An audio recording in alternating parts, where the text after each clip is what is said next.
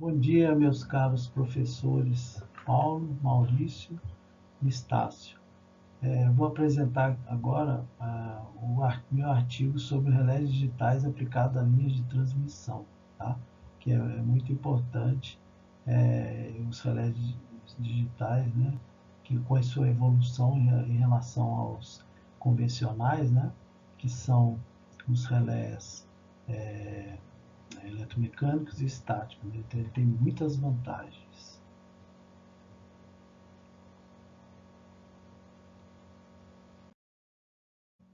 Bom, uma pequena introdução, né?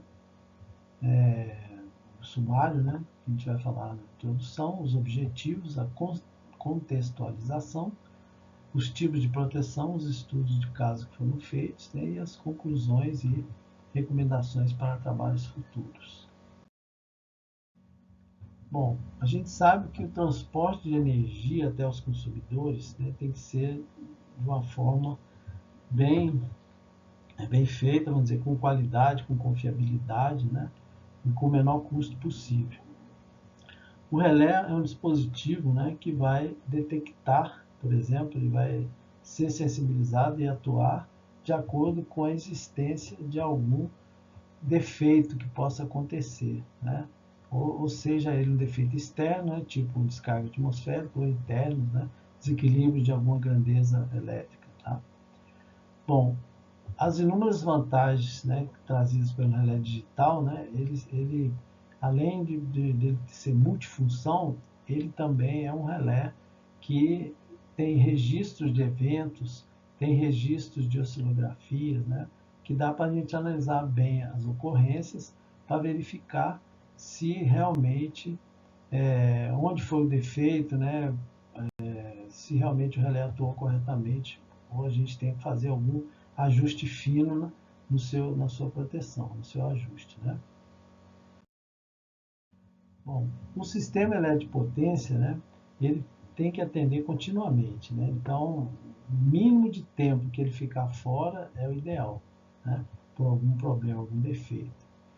Ele vai detectar, por exemplo, as faltas, né, que pode ser faltas entre fases, né, ou seja, curto-circuito entre fases, ou curto-circuito trifásicos ou bifásicos. Né? Então, o sistema elétrico de potência, né, a proteção dele tem que ter precisão, velocidade, né, confiabilidade, tá, de atuação. Porque quando acontece um curto-circuito, cuja corrente é muito alta, muito elevada, o circuito defeituoso tem que sair o mais rápido possível para evitar que se danifique, né, o circuito como um todo, os equipamentos associados a ele. Tá? Os defeitos que mais acontecem, mais ocorrem, são os defeitos monofásicos, né, 80% dos casos. Né? Mas todos têm que ser eliminados, tanto os entrefases quanto os defeitos fase interna.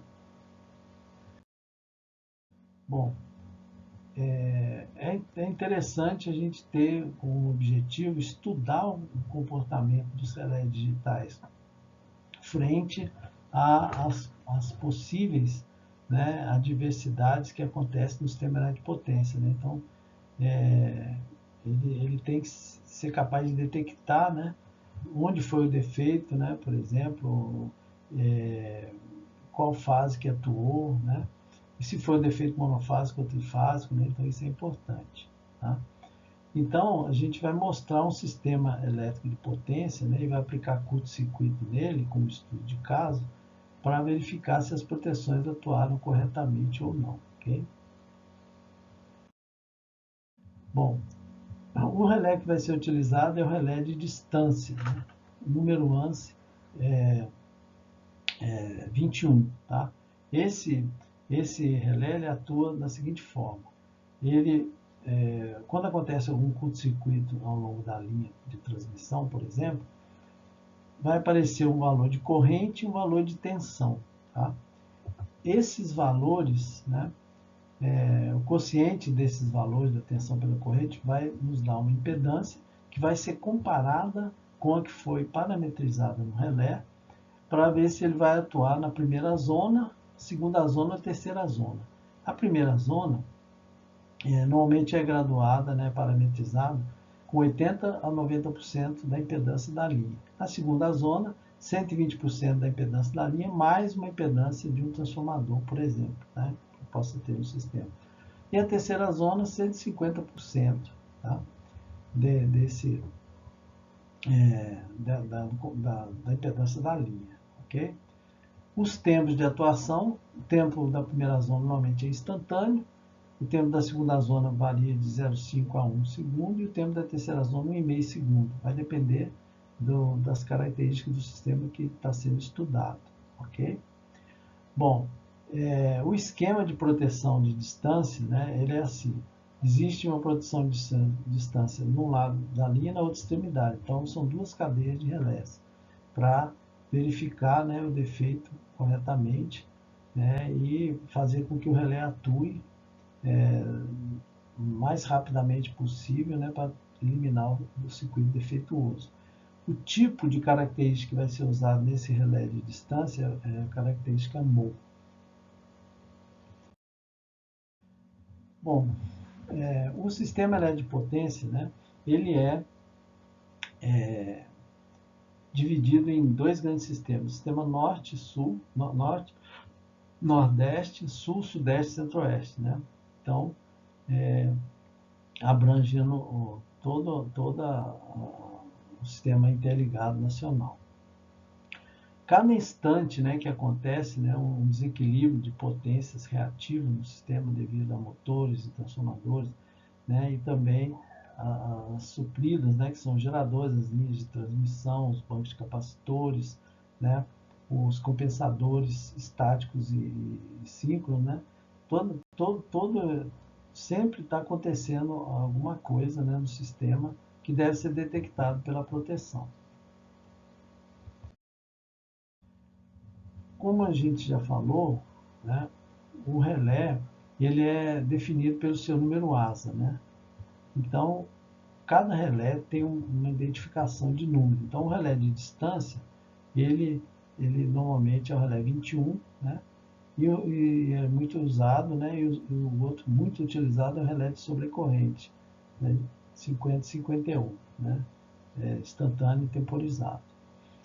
Então, é mais fácil, né, da gente ter, vamos dizer assim, a correlação entre o tipo de proteção, a função dele e o número, para colocar nos diagramas unifilares de proteção, para não ficar poluído, né, se a gente for colocar o nome de cada função, ok?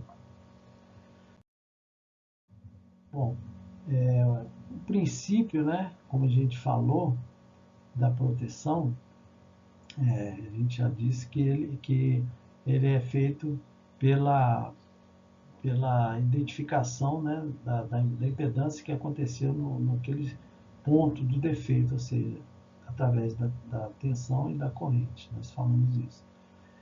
Se, por exemplo, né, o sistema elétrico sistema de proteção, por exemplo, né, ele, ele tem os relés de proteção, né, para detectar esses defeitos, né, para tirar algum equipamento elétrico que está com defeito, né, naquele circuito, né, ou houve uma descarga atmosférica diretamente na linha, que possivelmente possa fazer com que os relés se sensibilizem e atuem. Tá? O relé digital ele é também chamado multiprocessado, por quê? Porque ele tem multiprocessadores internamente nele. Né? Então, ele consegue ter várias funções de proteção, né? Como a gente já falou, registro de eventos, oscilografia, né? Que ajudam na interpretação das ocorrências. Os estudos de caso, né? Que a gente tem, que a gente fez, né? Primeiro, a gente vai falar da implementação, né? Ou implantação da localização de distância da falha, ou seja, o sistema elétrico, né, de potência, quando acontece alguma anormalidade, né, algum curto-circuito, alguma descarga atmosférica, né, ou um desequilíbrio de grandezas, né, elétricas, transitórias, né, ele faz com que a proteção seja sensibilizada e possivelmente atue. Né. O algoritmo de localização de faltas, né, ele deve ser baseado nessas grandezas elétricas, tensão e corrente, tá? Para poder verificar, né, onde foi o defeito. Então, ele colhe os valores de tensão e corrente, né, faz um cálculo matemático interno nele lá e vai dizer quantos quilômetros que foi o defeito, tá?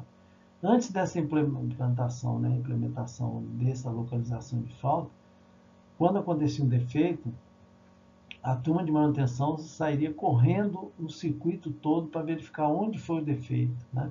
Então, demorava-se mais tempo, né? E, consequentemente, a duração equivalente, né, dos consumidores do DEC ia ser aumentada. Então, ou seja, os consumidores ficavam sem energia por mais tempo, tá? Então, isso não é interessante.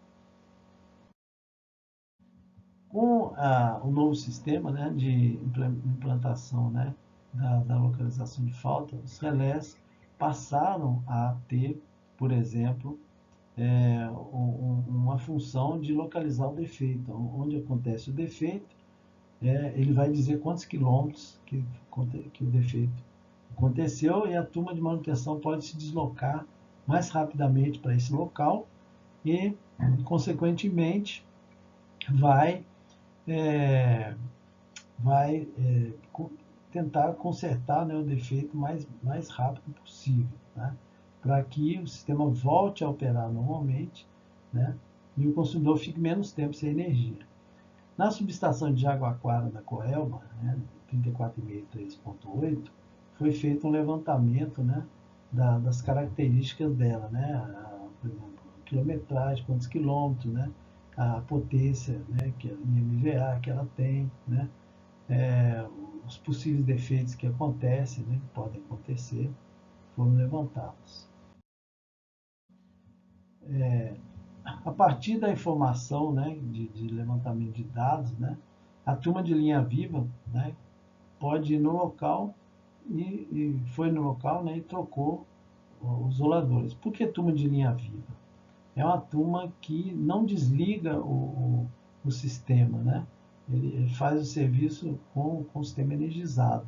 E aí facilita, né? O consumidor fica menos tempo ainda sem energia, tá?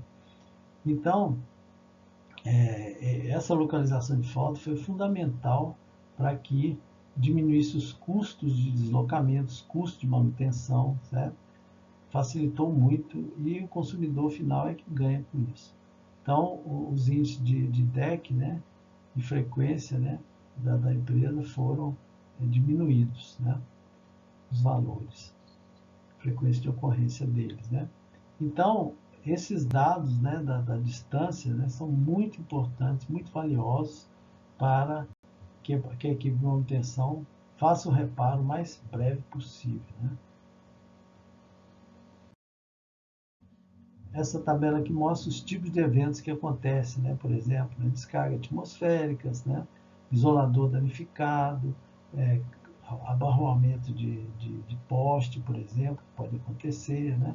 Então, foi numerado quantas vezes aconteceram esses problemas e a turma de linha viva conseguiu detectar, né, esses problemas através da localização do defeito feito pelo relé. Paralelo a isso, foi feita a implantação do Centro de Gestão de Proteção, onde você tem todos os dados dos relés, né, nas telas dos computadores e a comunicação com os relés que estão nas subestações. Então, facilita a alteração dos ajustes, né, necessários, né, dos relés, sem que a turma de manutenção tenha que ir no local para fazer essa troca de ajuste, né? Então, economizou-se tempo e os custos diminuíram. Então, diante dessas características todas, né, dos relés digitais e suas vantagens, então a filosofia, né, adotada pelos relés de proteção foi mudada. Então, houve uma mudança na rotina dos testes feitos. Os testes seriam feitos apenas nos relés que estavam com defeito, né? E eram mínimos os relés com defeito, porque esses relés digitais que foram comprados, eles tinham uma garantia de 10 anos, então defeito praticamente não existia. E foi feita essa rotina de testes por um período de 2 anos, né? Isso aí facilitou muito, né? E reduziu muitos custos, né? E o consumidor ficou com menos tempo sem energia, tá? Então, a utilização desses relés digitais, né, reduziu significativamente a quantidade dos relés a serem manutenidos, né, porque só tinha intervenção naqueles relés que apresentavam defeitos, né, então os que não apresentavam continuavam operando normalmente, né. Um outro fator que ajudou bastante, né, na redução desses custos, né, foi o acesso remoto aos ajustes de proteção dos relés que estavam nas subestações. Tá? Então, facilitou muito, evitando o deslocamento de pessoal de manutenção para poder fazer a troca desses ajustes. Então, os relés digitais, eles proporcionaram um importante papel, né, para vamos dizer, o consumidor final, né, de ficar sem energia e ter mais qualidade de energia. Outro estudo de caso foi feito pela digitalização das subestações. Então, primeiramente, as subestações foram adaptadas, né? Foram colocados alarmes, né, nessas subestações, né, para verificar, né, algum defeito que possa ter tido, e a outra foram automatizados, com relés automatizados, né? E a gente vê, relés digitais, a gente vê, né, os custos, né, que foram coletados, né, feitos, né, foram reduzidos em relação à proteção convencional que a gente tinha, ok? Bom, outro estudo de caso foi a simulação de um defeito. Um pequeno sistema aqui, a gente fez um defeito, por exemplo, nessa, né, tem a linha que alimenta a Coelba e o consumidor, um defeito na barra do consumidor de 3,8 cabeças. Tá? E apresentava todos os curtos-circuitos, né, nas barras, né, desse sistema, através, né, do software americano Aspen, né, que é o software de coordenação de proteção. E aí, a curva que foi gerada, foi essa curva aí, né, um coordenograma, né? Então a gente vê aqui, ó, essa curva aqui é do relé que está no consumidor. E essa curva aqui é da retaguarda, que está na subestação da Coelba. O fusível, né, é um dispositivo que tem dificuldade de coordenar com os relés. Então, uma hora ele ia acabar queimando mesmo, né? Por ter esse cruzamento aqui. Aí o pessoal ia ter que ir lá trocar, certo? A conclusão que a gente pode ter é o seguinte: com a aplicação desse curto-circuito trifásico, no caso, aí foi, né? Um barramento de 3,8 do consumidor, a gente viu que as proteções operaram corretamente, né? Com intervalo de coordenação adequado, né? Essa evolução dos relés, né, de eletromecânico estático para digitais, né, possibilitou, né, uma, uma plataforma de funcionamento melhor para os relés, e quem ganhou com isso foi o sistema elétrico. Né? O sistema elétrico passou a ter mais confiabilidade, mais precisão de atuação, mais velocidade de atuação, certo? Facilitou bastante. Então, essa tecnologia digital, né, que foi feita, né, através dos relés digitais, né, ele movimentou, vamos dizer assim, a engenharia de proteção, manutenção e operação, então, tornando mais eficaz.